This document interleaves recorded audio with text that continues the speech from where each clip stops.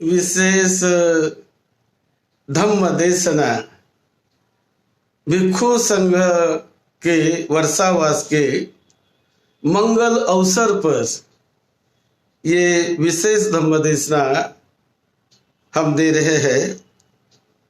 आज दिनांक 20 अक्टूबर 2020। ये धम्म देशना मूल पाली त्रिपिटक ग्रंथों के आधार पर हम दे रहे हैं। जिन पाली त्रिपिटक के ग्रंथों में तथागत भगवान बुद्ध की मंगलवाणी संग्रहित है पाली भाषा में,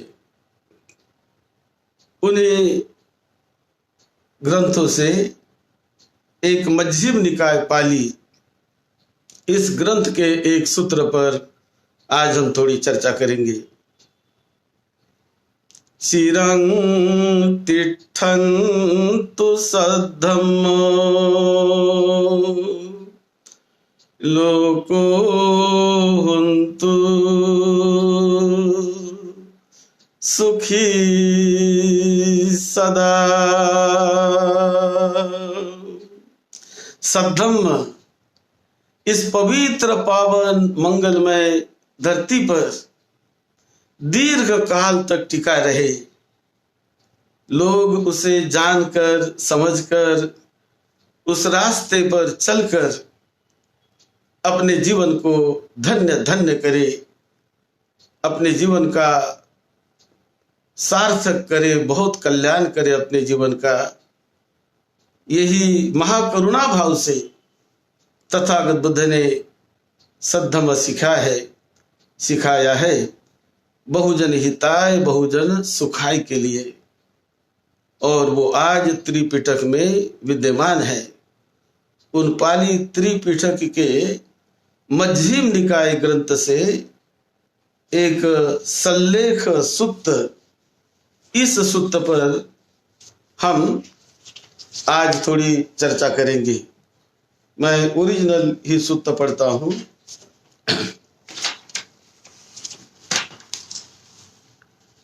सल्लेख सुत्त। एकं समयं भगवा सावत्यं विहरति जेत वने अनाथ पिंडिकस आरामे अथको आयस्मा महाचुंदो सायन्न समयं पटिसल्लाना उठितो येन भगवा तेनुपसंकमी उपसंकमित्वा भगवन्तं अभिवादित्वा एकमन्तं निषेधि एकमन्तं निसिन्नो खो आयस्मा महाचुंदो भगवन्तं एतदवोच या इमा बन्ते अनेक विहिता दिठ्ठियो लोके उपज्जन्ति अत्तवाद पटि संयुतावा लोकवाद पटि संयुतावा आदिमेव नुखो भन्ते भिक्षुनो मनसि करोतु एवमेतासं दिट्ठिनं पहानं होति एवमेतासं दिट्ठिनं पटिनिसग्गो होती थी। तथागत बुद्ध श्रावस्ती के जेतवन विहार में विहार कर रहे थे। उस समय महाचुंद तथागत भगवान बुद्ध को स्थविर महाचुंद वो मिलने के लिए आए और बुद्ध को अभिवादन करके वंदन करके एक और बैठकर उन्होंने बुद्ध को पूछा कि इस समाज में बहुत सारी अलग अलग प्रकार की मान्यताएं होती है। कोई आत्मवाद को मानते हैं, कोई अनात्मवाद को मानते हैं, कोई लोकवाद को मानते हैं।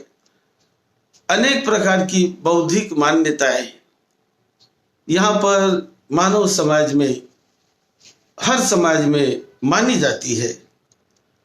तो इसके संबंध में तथागत बुद्ध की क्या धारणा है, हमारी क्या धारणा होनी चाहिए, क्या धारणा है? या तब तथागत बुद्ध उनको उत्तर देते हैं, या इमा चुंद अनेक विहिता दिठ्ठियो लोके उपज्जन्ति अत्तवाद पटि संयुतावा लोकवाद पटि संयुतावा यथ चेता दिठ्ठियो उपजन्ति यथ च अनुस्यन्ति यथ च समुदाचरन्ति तं नेतं मम नेसोहमस्मि न मे सो अत्ताति एवमेतं यथा भूतं सम्मपय्याय पश्यतो एवमेतासं दिट्ठिनं पहानं होति एवमेतासं दिट्ठिनं पटि निसग्गो होति। भगवान बुद्ध की इन दृष्टियों के बारे में कितनी विशेष और कितनी अनोखी मान्यता है। बहुत लोग नहीं जानते इस मान्यता को। क्या बुद्ध ने बताया, क्या बुद्ध ने सिखाया? ये जो दृष्टि होती है, बौद्धिक मान्यता होती है लोगों की। कोई आत्मवाद को मानते हैं, कोई अनात्मवाद को मानते हैं, कोई इस वाद को, उस वाद को, लोकवाद को आदि सभी जो मानते हैं, ये बौद्धिक मान्यताएं होती है।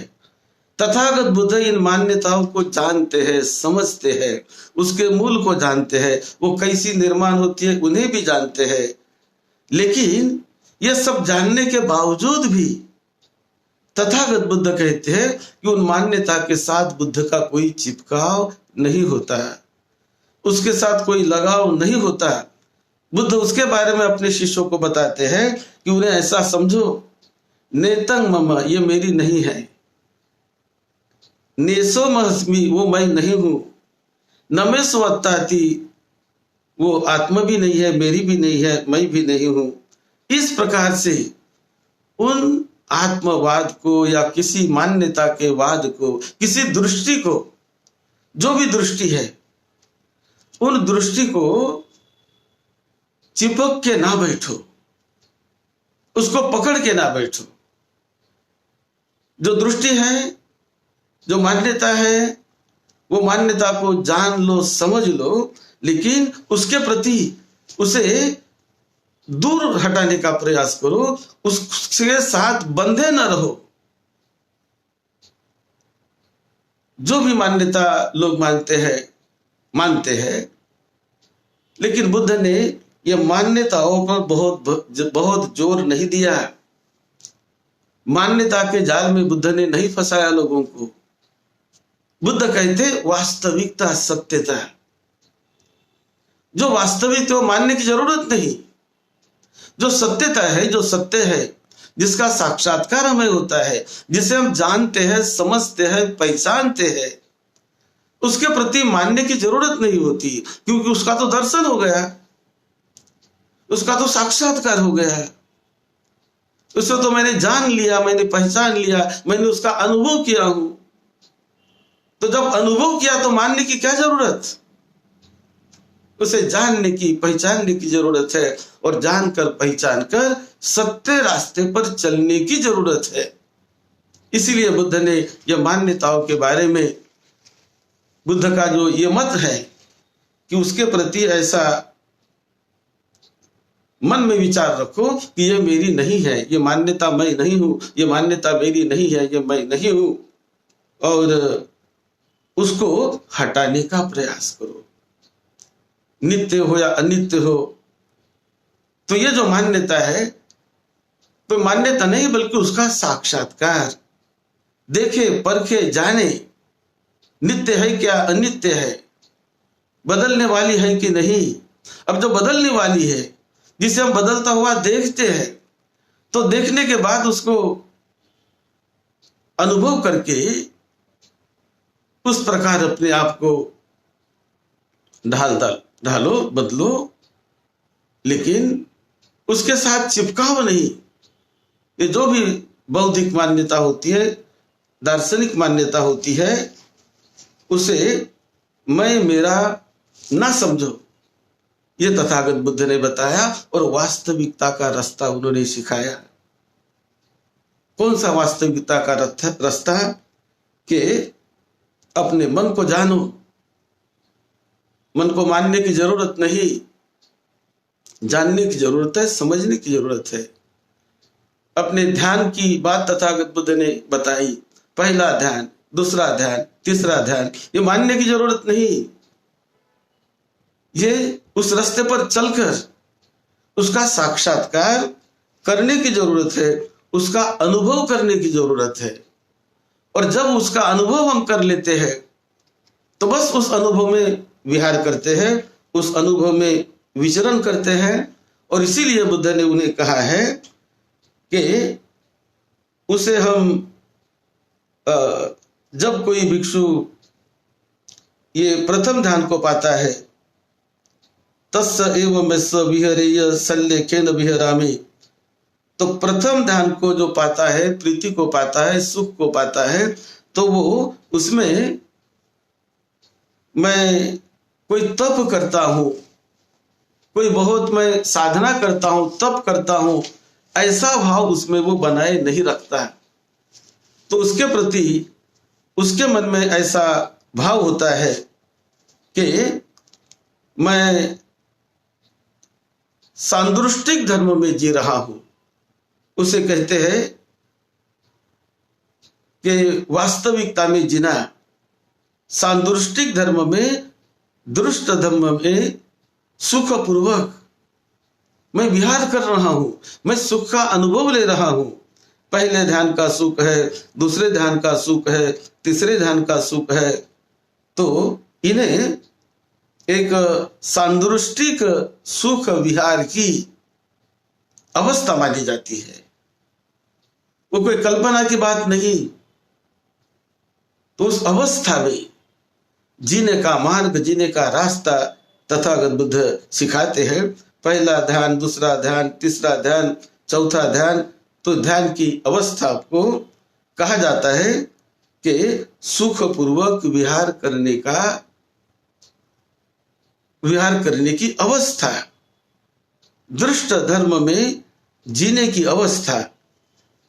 उसी प्रकार आगे चलकर बुद्ध जो ध्यान सिखाते हैं कि आकाशानंचा ये तन, विज्ञानंचा ये तन, आकिंचन्या ये तन, नेव संज्ञा ना संज्ञा ये तन। यानी ध्यान की बड़ी ऊंची अवस्था है कि जब मानवीय चित्त, साधक का चित्त जब आकाशानंचा ये तन अवस्था का साक्षात्कार करता है, उसका चित्त जब आकाश में विहरता है, तो मानने की जरूरत नहीं, वह साक्षात्कार करता है। उसी प्रकार विज्ञानंचा ये तन, जब विज्ञान को जानकर विज्ञान अवस्था में उनका चित्त परिशुद्ध ऐसी विज्ञान अवस्था में विहरता है, तो उसे विज्ञान अवस्था का विहार कहते हैं। और उन्हें कहते हैं कि आर्य विनय में, यानी इस धम्म में उन्हें शांति विहार कहा जाता है कि परम शांति में वो विचरण करता है। जीते जी उसका वो अनुभव करता है इन ध्यानों का और इन विहारों का। आकाशानंचायतन, विज्ञानंचायतन, आकिंचन्यायतन, नेव संज्ञा ना संज्ञायतन। तो इसमें वो वर्तमान जीवन में, वर्तमान क्षण में ही उसमें विहार करने वाला, सुख शांति से जीने वाला वो व्यक्ति बन जाता है। वो भूतकाल में नहीं जीता है, वो भविष्य में नहीं जीता है, तो वर्तमान में उसका साक्षात्कार करके जीता है। तो यही तो है सुख विहार। मान्यता से इसका कोई ज्यादा संबंध नहीं है। उसी प्रकार कोई कड़ा तप, कोई कड़े तप, ये किसको हमने कड़ा तप कहना चाहिए? तप के बारे में बुद्ध कहते हैं कि ऐसा मन में विचार करो, उसे मैं कड़ा तप समझता हूं, वर्तमान में उसको तप समझता हूं, वर्तमान में मैं उसको कड़ी साधना समझता हूं। कौन सी वो कड़ी साधना, कौन सा है वो कड़ा तप?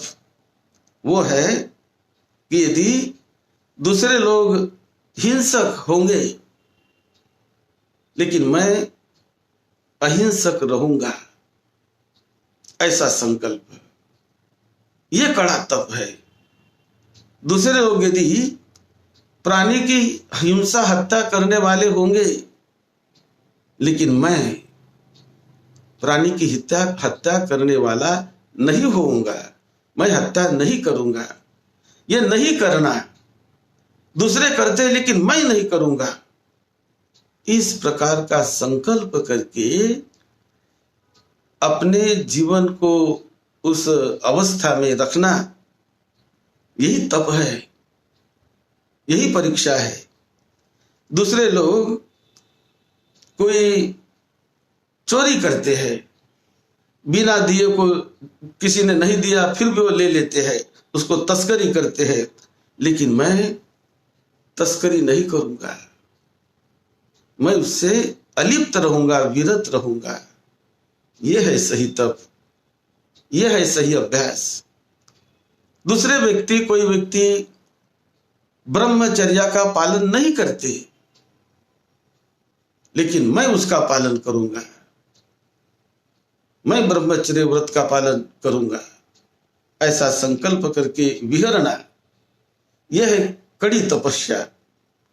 दूसरे व्यक्ति कोई झूठ बोलते हैं, झूठ बोलने में लोग कोई आनंद लेते हैं, लेकिन बुद्ध सिखाते हैं कि नहीं, मैं झूठ नहीं बोलूंगा, मैं झूठ से अलिप्त रहूंगा, यही तपस्या है। दूसरे लोग कभी दूसरे की निंदा करते हैं, चुगली करते हैं, उसके पीछे चुगली करते रहते हैं, निंदा करते रहते हैं, लेकिन बुद्ध कहते कि मैं निंदा नहीं करूंगा किसी की, मैं किसी की चुगली नहीं करूंगा, यही तप है, यही साधना है। इसी प्रकार दूसरे लोग ईर्षा करते हैं, मैं ईर्षा नहीं करूंगा। दूसरे लोग कठोर वचन बोलते हैं, गाली गलौज करते हैं, मैं मेरे वाणी से गाली गलौज नहीं करूंगा, ऐसी प्रतिज्ञा करता हूं। मैं मेरे वाणी से कठोर वचन नहीं बोलूंगा, ऐसी शपथ लेता हूं, प्रतिज्ञा करता हूं। यह सही तप है, क्योंकि ये इसको निभाना, इसी में परीक्षा है जीवन की। और इस प्रकार से जो चलते हैं वो उसका फल पाते ही है, क्योंकि यह सद्धम्म का रास्ता है। जो भी इस रास्ते से चलेगा उसका फल पाएगा, अच्छा फल पाएगा, सुख शांति उसे मिलेगी। लेकिन जो इनको तोड़ता है, तो तोड़ने वाला व्यक्ति, शरीर से दुराचार करने वाला व्यक्ति, वो तो दुखद कष्टमय ही फल पाएगा। वाणी से दुराचार करने वाला व्यक्ति, वो तो वैसे ही दुखद और कष्टदायक फल पाने वाला होगा।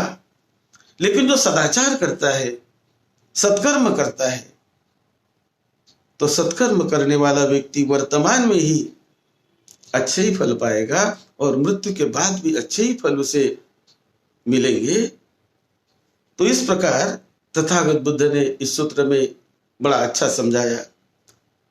यानी कुशल कर्मों के बारे में बुद्ध कहते हैं कि किसी के मन में, कोई दायक दायिका के मन में, कोई उपासक उपासिका के मन में जब कभी कुशल कर्म करने की भावना निर्माण होती है, सेवा करने की भावना निर्माण होती है, किसी को मदद करने की भावना निर्माण होती है, कभी रक्तदान देने की भावना निर्माण होती है, कभी किसी को दान देने की भावना निर्माण होती है, जो कोई भी कुशल कार्य करने की भावना मन में निर्माण होते बराबर, यह मन में निर्माण होना ही, ये बहुत बड़ी बात है, बहुत बड़ी बात है। बहुत सारे लोग ऐसे होते हैं कि जिनके मन में कुशल कर्म करने की भावना निर्माण ही नहीं होती, वो विचार ही उनके मन में नहीं आता है कि मैं कुशल कर्म करूं, ऐसा विचार ही नहीं आता है बहुत सारे लोगों के मन में। मैं पुण्य कार्य करूं, ऐसा विचार मन में आना,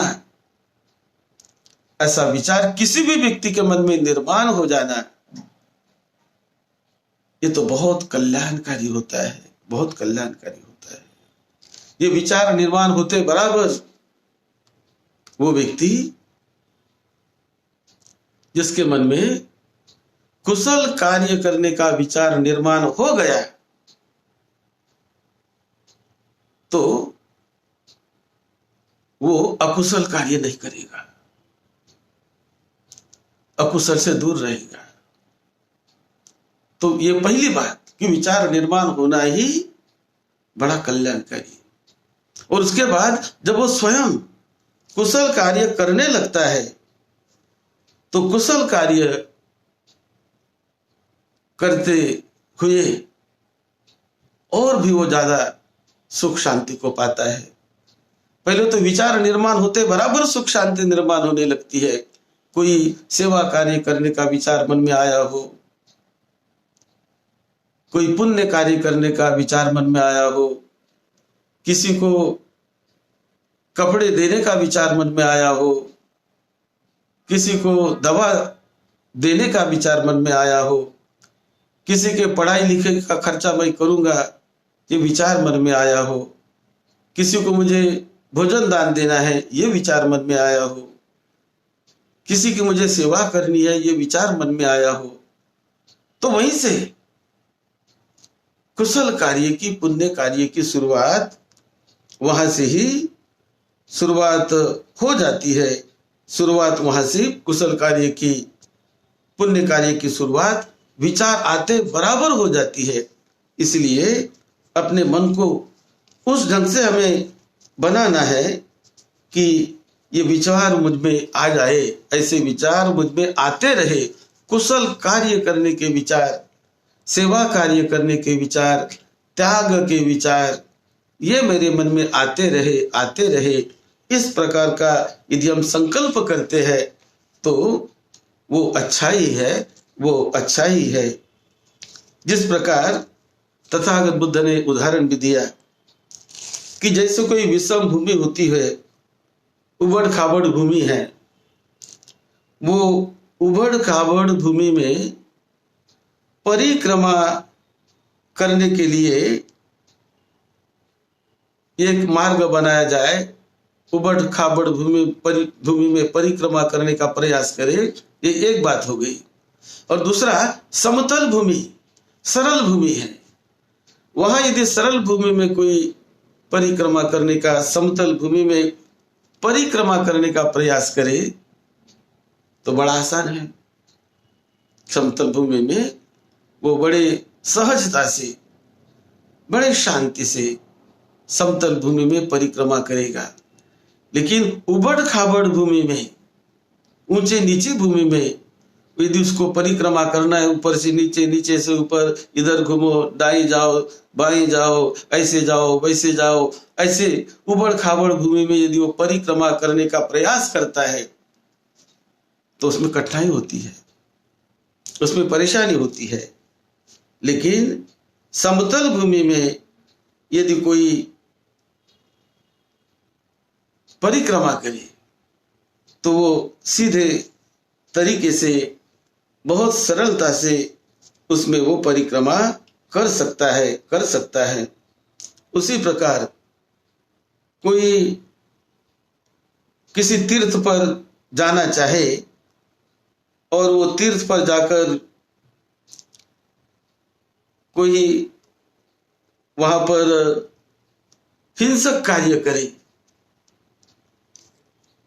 तो ऐसा एक व्यक्ति और दूसरा व्यक्ति वहां पर अहिंसक कार्य करे, मंगल मैत्री भावना करे,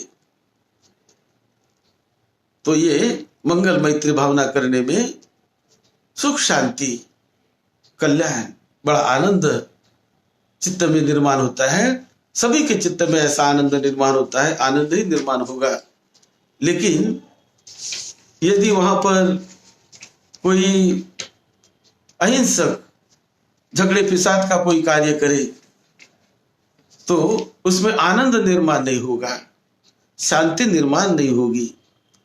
तो ये शांति निर्माण करने के लिए समतल और अहिंसक दृष्टि से कि हम मैत्रीपूर्ण भाव से और एक दूसरे को सुख देने की भावना से यदि हम प्रयास करते हैं तो सुख से सुख ही बढ़ता है। यह हमारे प्रयास पर अवलंबित है। यदि किसी को परेशान करने की भावना से हम विचार करते हैं, कैसे किसी को परेशान करेंगे, कैसे किसी को हम नीचा दिखाएंगे, कैसे किसी को हम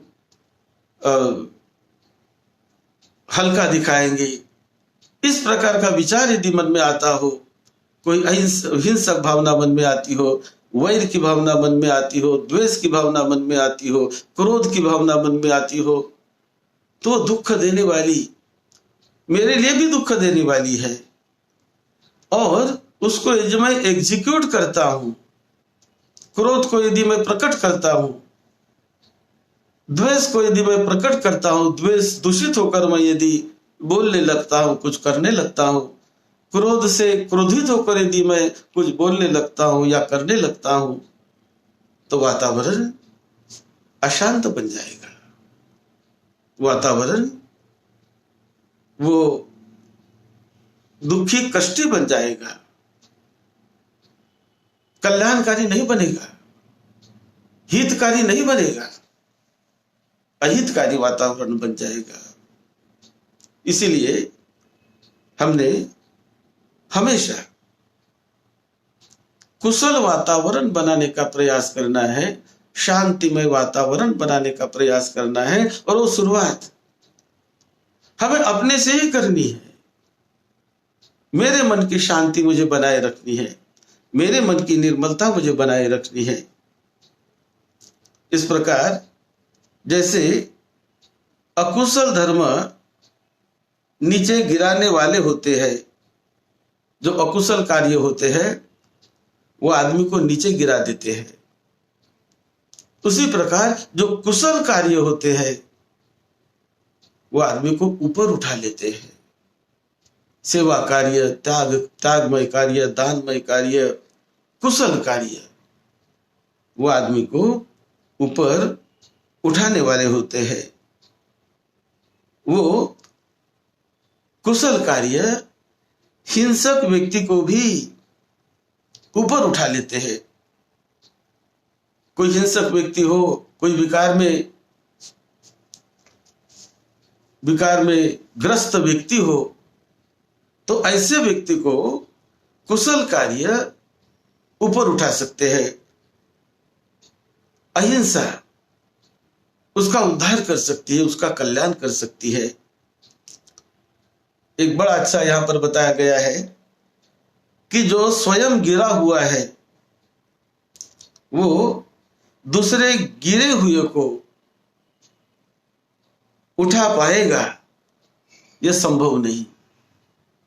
जो स्वयं गिर गया वो दूसरों को कैसे उठा पाएगा, यह संभव नहीं है, यह संभव नहीं है। लेकिन जो स्वयं गिरा हुआ नहीं है, जो स्वयं गिरा हुआ नहीं है, वो दूसरे गिरे हुए को उठा सकता है, यह संभव है। जो गिरा हुआ है वो नहीं उठा सकता है क्योंकि वो गिर गया है। लेकिन जो गिरा हुआ नहीं है, जो खड़ा है, वो खड़ा व्यक्ति, जो गिरा हुआ नहीं है, वो व्यक्ति दूसरे को, गिरे हुए को उठा सकता है। ये संभव है, ये संभव है, ये हो सकता है। लेकिन गिरा हुआ व्यक्ति उठाएगा, ऐसा संभव नहीं है। इसी प्रकार जो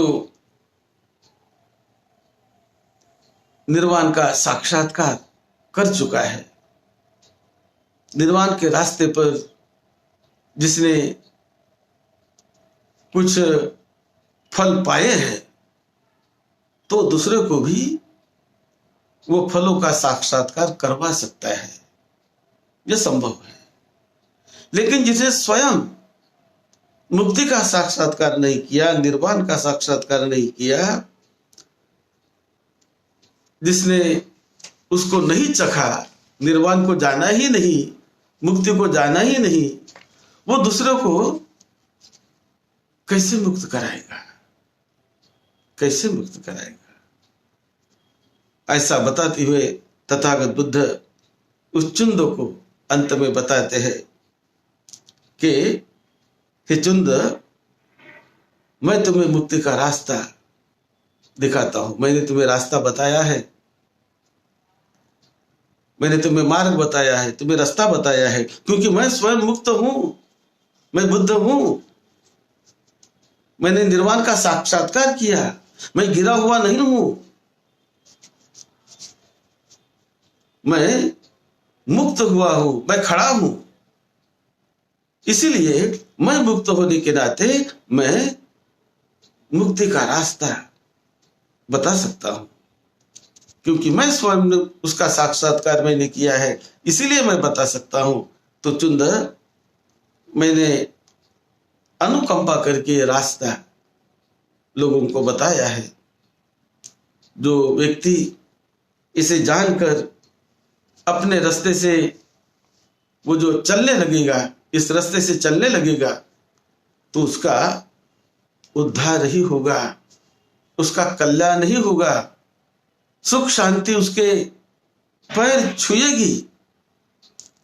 क्योंकि दो रास्ते होते हैं, एक होता है दुख की तरफ ले जाने वाला रास्ता, चिंता की तरफ, भय की तरफ, व्याकुलता की तरफ, चिंता की तरफ, भयभीतता की तरफ, दंड की तरफ, व्याकुलता की तरफ ले जाने वाला रास्ता। और दूसरा रास्ता होता है मुक्ति की तरफ ले जाने वाला, कि भय से मुक्ति, विकारों से मुक्ति, अकुशल कार्यों से मुक्ति और बुरे विचारों से मुक्ति, शारीरिक, वाचिक, मानसिक बुरे कर्मों से मुक्ति। तो मुक्ति का मतलब क्या हुआ? कि परम सुख, परम आनंद की प्राप्ति, उसका साक्षात्कार। बुद्ध कहते कि जब मैं मैत्री सिखाता हूं, तो जो कोई व्यक्ति मैत्री भाव करता है, मैत्री भाव करने वाले के मन में द्वेष नहीं टिक पाएगा, मैत्री भाव करने वाले के मन में क्रोध नहीं टिक पाएगा। क्योंकि जब मैत्री भावना करता है और क्रोध को निकालने का प्रयास करता है, द्वेष को निकालने का प्रयास करता है, प्रयास करना शुरू कर दिया उसने, तो वो धीरे धीरे धीरे धीरे निकाल पाएगा। पहले तो प्रयास करना चाहिए, पहले तो जानना है, रास्ता समझना है, जानना है, और जान कर यदि वो चलना शुरू कर दिया तो चल पाएगा। लेकिन वो जानता ही नहीं, उसको सुनता ही नहीं, उस रास्ते पर चलता ही नहीं सुख और शांति के, और केवल कल्पना करते बैठे, तो कैसे सुख शांति का अनुभव वर्तमान में कैसे करेगा, कैसे करेगा? और जब वर्तमान में नहीं करेगा, सांदृष्टिक ढंग से, इसी देह से, इसी दृष्टि से, इसी जीवन में उसे यदि वो नहीं देखता है, नहीं देखेगा सुख को, नहीं अनुभव करेगा शांति का, सुख का, और यदि कहता है कि मृत्यु के बाद मुझे शांति मिलेगी, मृत्यु के बाद मुझे सुख मिलेगी, सुख मिलेगा, तो असंभव है, असंभव होगा।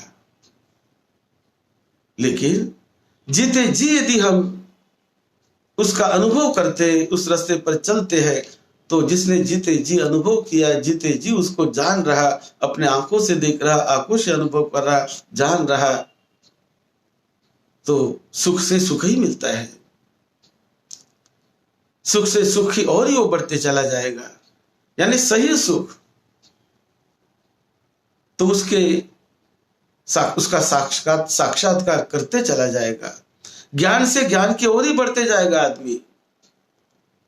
कोई अज्ञानी रहता है, ज्ञान को पाने का प्रयास ही नहीं करता है, और मैं बाद में ज्ञानी बन जाऊंगा, अभी तो प्रयास नहीं करता हूं, मुझे कोई अभी जरूरत नहीं ज्ञान की, अभी कोई मुझे जरूरत नहीं, लेकिन मुझे ज्ञान मिल जाएगा बाद में, मिल जाएगा बाद में, अभी नहीं तो कुछ सालों बाद मिलेगा, अपने आप मिल जाएगा। ऐसा कोई कल्पना करे तो ये तो असंभव है ना, कैसे मिलेगा? यदि ज्ञान पाना है तो प्रयास करो, धीरे धीरे धीरे धीरे उस रास्ते से चलो। पढ़ाई भी धीरे धीरे धीरे धीरे की जाती है, एक एक स्टेप, पहली कक्षा, दूसरी, तीसरी, पांचवी, चौथी, ऐसे पढ़ा जाता है, तभी तो ज्ञान मिलता है ना। हम पढ़े ही नहीं, स्कूल में जाए ही नहीं और एकदम स्कूल की डिग्री या कॉलेज की डिग्री लेने का प्रयास करें, असंभव है ना।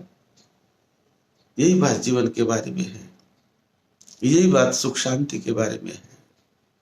तो तथागत बुद्ध इस सूत्र में सांदृष्टिक सुख शांति सिखाते हैं कि एक ये मान्यताओं से चिपके न बैठो, या ऐसी मान्यता मेरी, ऐसी मान्यता मेरी, वैसी मान्यता मेरी, वैसी मान्यता मेरी, इस पर तथागत बुद्ध ने चिपक के रहने के लिए नहीं बताया।